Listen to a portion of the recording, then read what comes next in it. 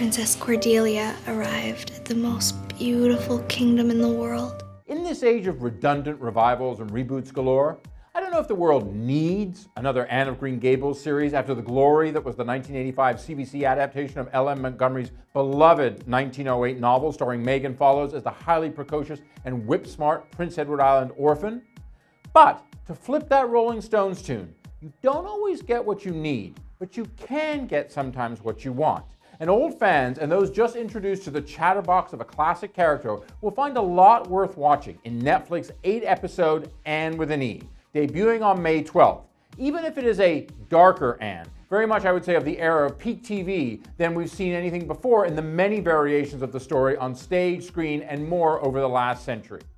She knew not a soul and was worried no one would like her. We sent word to Mrs. Spencer to bring us a boy. You don't want me.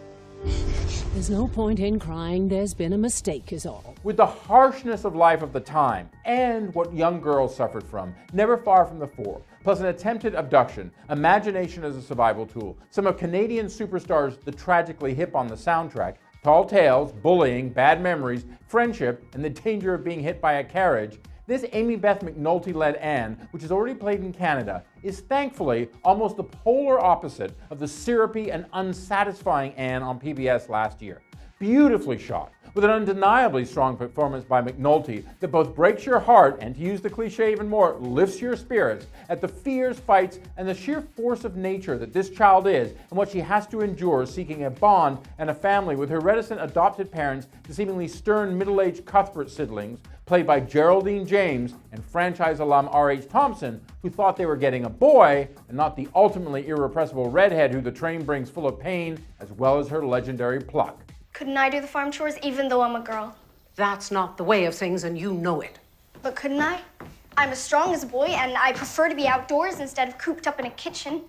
And, without spoilers to fans new and old, this is where a lot of credit has to go not just to McNulty, but also to showrunner Moira Walley-Beckett. Unlike the stumbles of her 2015 Star series Flesh and Bone, the Breaking Bad producer and writer has focused her considerable talents here to tell a much-told tale anew, though much more Dickens, I would say, than Walter White, in a considerable fashion with great hope breaking through.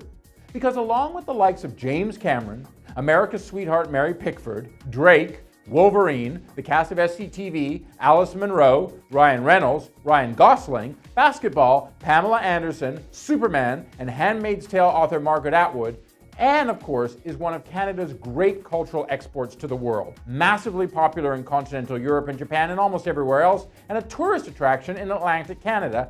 Anne of Green Gables has become one of those stories for the ages. Here, in Moira Walley-Beckett's hands on Netflix, with charm and obvious care, it is now one very much for our time.